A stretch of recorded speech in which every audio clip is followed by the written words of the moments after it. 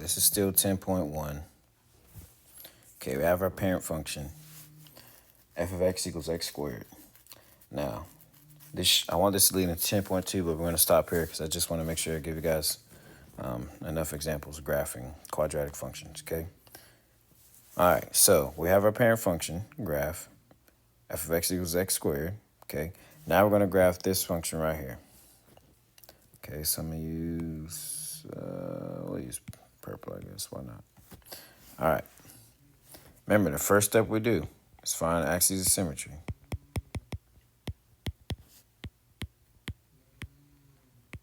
That's where we're going to have a line in this case, because we're solving for x, we're going to have a line crossing the x-axis that splits the graph in half, right? Our graph is going to look like a parabola. It could be narrow, it could be open or wide, just depends on this function.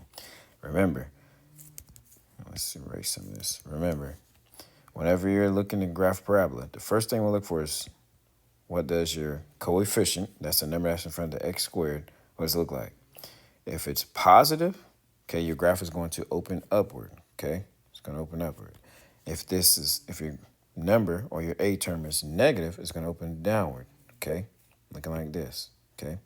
Well, our 2 is positive, so we already know that we're going to have some type of parabola or graph that's going to open upward like this, okay? So just remember that. All right. Okay, so remember, axis of symmetry, we have a formula. X is equal to negative b divided by 2 times our a term, okay? We already have a label. We have our a term, which is 2. We have our b term, which is negative 12. And we have our c term, 16. Okay, so all we're going to do is just plug those numbers into the formula. Okay, remember, your a, b, c is just a number, not the x. Or solve for x. It's not going to include a variable. Okay, so let's plug those in. So I have x is equal to, my b term is negative 12. Okay, please remember, our formula is negative b. B in this case is already negative. It's a negative 12. So I'm going to have negative or minus, if you want, times negative 12. It's almost like me saying a negative 1 times a negative 12, okay? Then I have 2 times my a term. My a term is 2. Okay, so I have negative 1 times negative 12 gives me positive 12. Okay, and then I have 2 times 2, which is 4. Okay, remember, let's go over that again. A negative times a negative is a positive, so I have a positive 12. Okay, it's like me saying negative 1 times positive, or excuse me, it's like saying negative 1 times negative 12 gives me positive 12. Okay, then 2 times 2 is 4. So I can reduce this. 12 divided by 4 is 3. All right.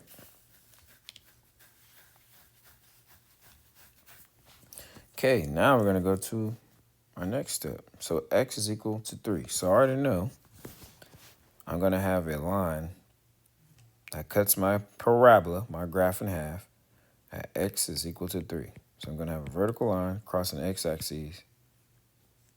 I will keep it blue. We'll do yellow. Crossing the x-axis at 3. Okay? So my line's going to, or excuse me, my graph is going to be split in half to where it's symmetrical on both sides at x equal 3. Okay? All right, next step, axes of symmetry.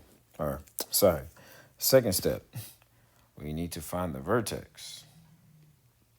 Okay, we've got to find the vertex. Remember, the vertex is where the two lines of your parabola, right? So in this case here, my parabola meets up at, or the lines where they converge, okay, is at 0, 0. Okay, so we got to find the coordinate where our graph, the lines of our graph merge at. Okay, so remember our vertex has 2 coordinates. Okay, a vertex has an x coordinate and a y coordinate. X and a y. Okay. Okay. If you notice, we already found that x coordinate for this graph, or for this equation, I should say. We already found the x coordinate. Our x coordinate is 3. Okay. So already, I can just plug in 3 for my x coordinate. Now we have to find the y coordinate. Well, when you find your y coordinate for the vertex, you just set your equation equal to y, okay? And you plug in whatever you got for your axis of symmetry. In this case, it's 3. Whatever you got for your axis of symmetry, you're going to plug that in for x, okay? So I'm substituting, or you can say replacing, x in my equation, this is my equation, with 3. Okay, so wherever I see x, I'm going to plug in 3. So I'm taking my equation from up here, I'm writing it down here, and I'm replacing each x term with 3, because x is equal to 3. Okay, and I have 12 times 3. Okay, now I just solve for y. All right, 3 squared. Let's go one at a time. Remember, order of operations, I got to do it in parentheses first. 3 squared is 9, so I'm going to have 2 times 9. Okay, then I have 12 times 3. That gives me,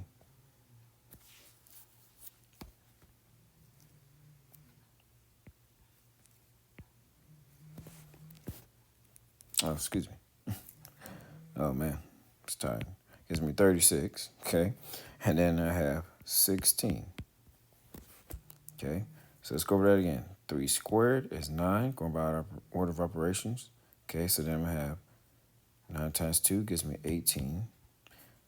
Negative 12 times 3 gives me negative 36. Okay, and then I have a positive 16.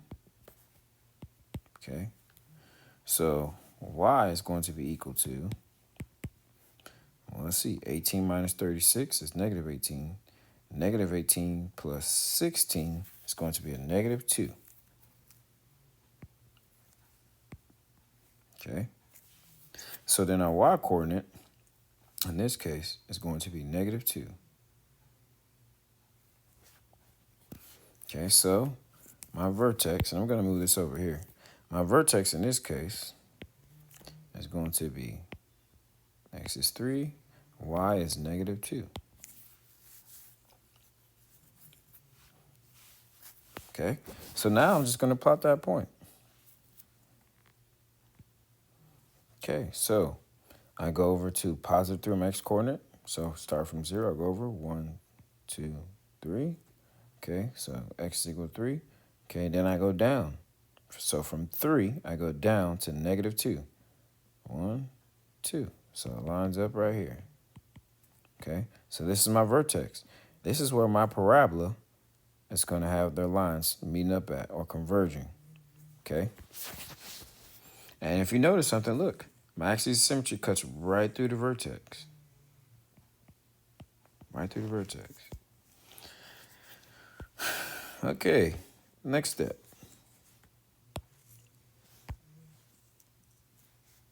Okay, in our lesson, the next step would say find the y-intercept. Well, we haven't graphed anything yet. Remember, the y-intercept is where it crosses the y-axis. Okay, so we're not going to worry about doing that just yet. We're just going to graph. So we're going to go to step 4. Remember, step 4, or you can just call it step 3. We just call it step 3. Okay, so in this case, now we got to plot points. Remember, a good rule of thumb is always to pick points that are low and easy to calculate. Because remember, those points, you're going to plug in for x. And we have to use those points and calculate them. Okay, so it's good to use low points instead of using large numbers to calculate. So I'm going to do negative 1, 0, 1, and 2. These are numbers easy to deal with. Remember, we're plugging these in for x and solving for y. Okay, so each number that I plug in for x is going to solve and give me a value for y. Okay, so let's do that. Let's see what our y value is when we plug in negative 1 for x. Okay, so I'm taking my original equation. My original equation is 2x squared minus 12x plus 16. And I'm taking those values for x and I'm plugging them in. Okay, so I'm going to have 2 times negative 1. Now let's do some different colors so it stands out.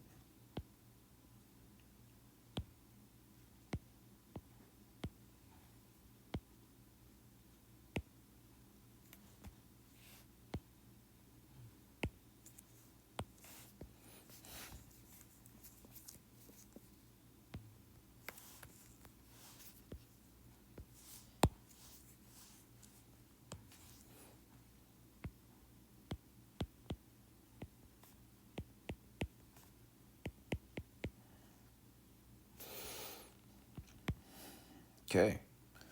All right, so we got negative 1 squared is 1. 2 times 1 is 2. Okay. Then we go to our next one. We got a negative times a negative. So we have negative 12 times a negative 1. Negative times a negative is positive. So we're going to have positive 12. Okay, then we just bring down 16. Okay. So now if we do the math all across, 2 plus 12 is 14. 14 plus 16 gives me 30. Okay. Make sure I do that right. 2 plus 12 is 14. 14 plus 16 is 30. So at negative 1, y is equal to 30. Let me make sure I put my y. Okay, now just go to the next term. Okay, 0. So if I plug in 0 for x,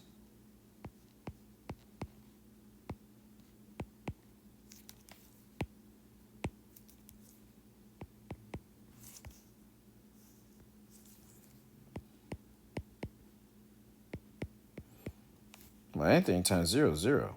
So we have 0 minus 0 plus 16. So in this case, our y is equal to 16. When x is 0, y is equal to 16. So I'm going to have 16. Okay, now I'm going to do 1. When y is equal to 1,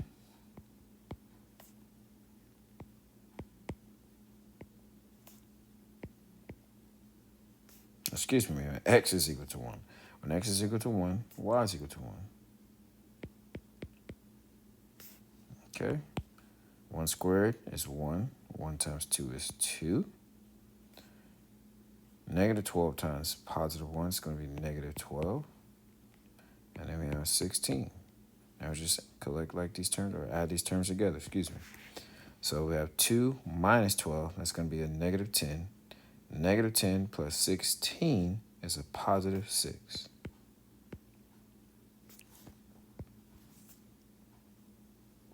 Okay. And then we got 2. Let's figure out the room here. Do it down here. So all I'm doing now is plugging in 2 for x.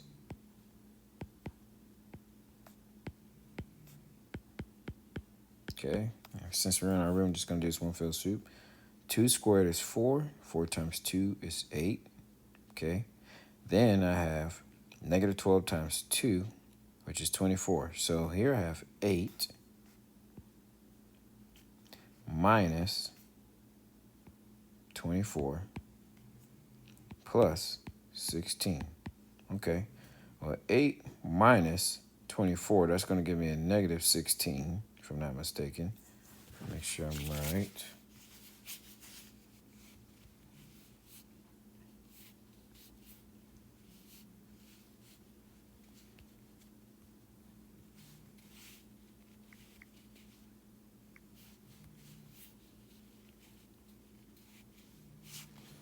So we got negative 16, and negative 16 plus 16 is 0.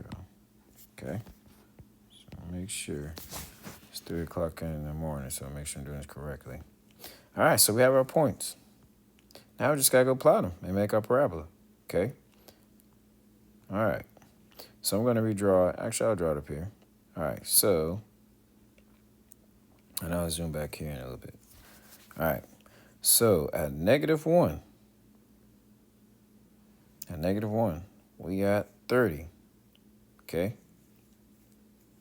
Now, if you notice, our parent function is small. Okay? This is what f of x equals x squared. Okay? And you know what? I'll draw it down here. Let's draw it down here.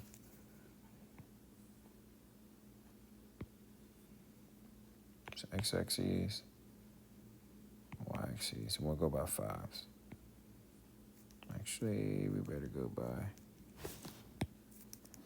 10, 10, 20,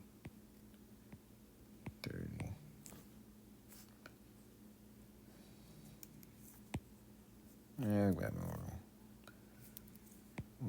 this way.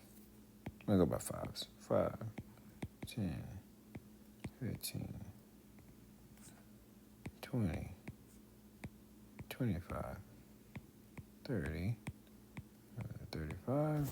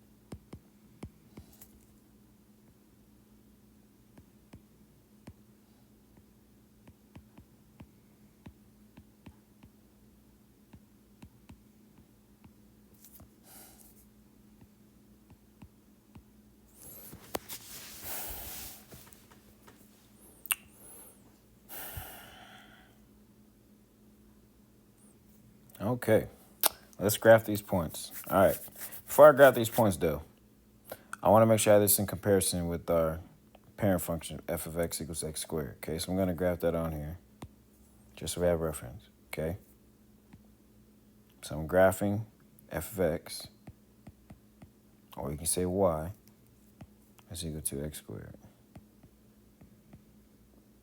I'm going to graph that first because I want you guys to see the comparison because it's going to lead into 10.2.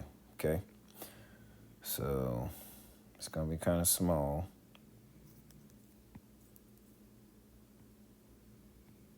Got 1, 1.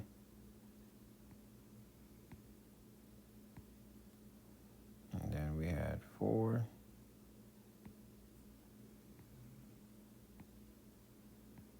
All right, so that's our graph f of x.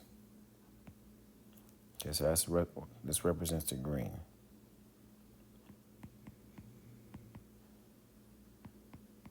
Okay, now we're going to do this function. I'm going to graph this one.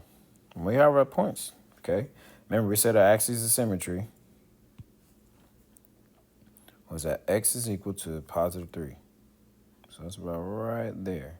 Okay, so we know our graph's going to be split in half. And then we said our vertex is positive 3, negative 2. Okay, so negative 2 is about a little less than halfway between because we're going by fives. So actually, or our vertex is about right there. And our graph, remember, is going to get split right in half here. Okay. So now at negative 1, so when x is negative 1, oh, look, when x is negative 1, so I'm right here on the inside, about right here, we had 30. Okay. When x is 0, we're at 16. So 5, 10, 15, so right above, right there. Okay. And then when x is 1, okay, which is about right here, x is 1, we're at 6. So I'm at 5, go over 1 to 6. Okay. Make these dots bigger. Now I'll zoom in so you can see better. All right. And then when x is 2, so 2, about right here, is 0. So I have a dot right there. Okay, now I'll zoom in so you can see. All right, so we got our points plotted. All right, so now we're just going to connect our dots. Now, here's the thing, though. We only have dots from the left side of our axis of symmetry. Okay, and this graph's not going to be the best looking. Okay, now notice, our axis of symmetry is right here. I got a line going at x is equal to positive 3. That's where it cuts in half at. Okay, my vertex is positive 3, negative 2.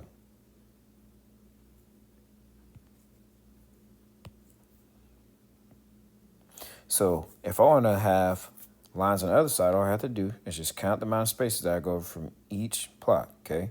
So for the first plot, when x So when x is equal to -1, okay, so x is equal to -1, which is right here, okay? I'm only one space away. Actually, no, I'm sorry. I am, when x is equal to -1, so I have a line going right at 30. Away from the axis of symmetry, I am, let's see, this is 0, so that's one space. This is +3, so I'm 1, 2, because that'll be +1. Okay, so from -1, I go over 1, that's to the origin, so that's one space. And 1, just 2, because I'm at x is equal to +1 now. 2, 3, so I'm 3 spaces over.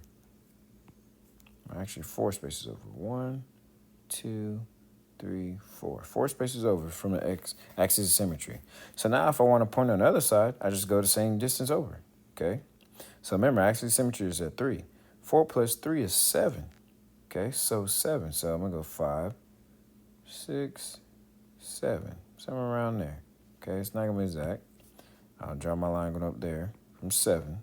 So it matches up with 30. So notice, I'll say this again. I want to go 4 spaces over from my axis of symmetry. My axis of symmetry is x is equal to 3, okay? So from x is equal to 3, I go 4 spaces over. Because I'm 4 spaces over to the left, when x is equal to -1, I get 30, right? So 4 spaces over to the left, from x is equal to 3, gives me -1. 4 spaces over from to the right, when x is equal to 3, I get 7, or x is equal to 7. So my other point, lining up with y is equal to 30, I'm going to be at x is equal to 7. So I go 1, 2, 3, 4. Okay, now it lines up my x equals 7. Okay, so I have another point plotted right there that I can connect a line with. Okay, now I'll go to my second point. My second point is 0. When x is equal to 0, I get 16. Okay, so from my axis of symmetry, which is x is equal to 3, I common space them over. Well, look, it's at 0. 0 plus 3 is 3, right? 1, 2, 3. 3 spaces over. So if I want to plot a point to the right, I just go 3 spaces over from axis of symmetry. 1, 2, 3. And look, if you notice, 3 plus 3 is 6. So I should have a dot that lines up with x is equal to 6. So that's 1 space over away from 5. Okay? So I'm going to have a point about right there. Okay? And now I'm going to just connect those dots. Now let's use a different color. Use a different color. We'll use orange. Okay? And then I go to my next one. Let's just go when x is equal to 1. When x is equal to 1, my y-coordinate is 6. Okay? So 1 is 2 spaces over from 3, right? Because my axis of symmetry is 3. In order for me to get to 1, I have to go back to 2 spaces. 3, so I have 3. I'm starting at 3, 2, 1, right? So now I go over to the right 2 from my axis of symmetry. So 2 spaces to the right of 3 is going to be 5. So I should have a dot that lines up with x equals 5. Okay? And let's smooth this up out of here.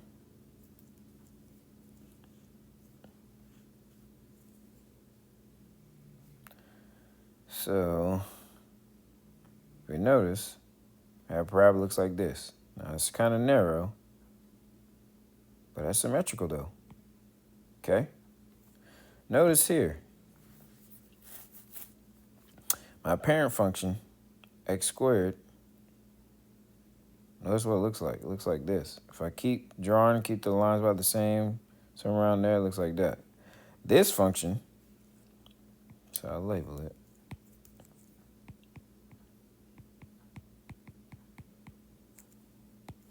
My orange is 2x squared minus 12x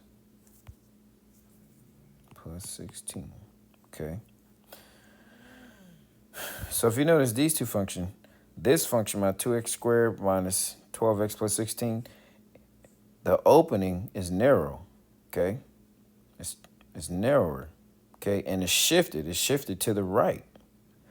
Whereas my parent function starts at the oranges right here. So if I had to say, hey, how was my parent function x squared transformed if I use this function? How was it transformed? How did it translate?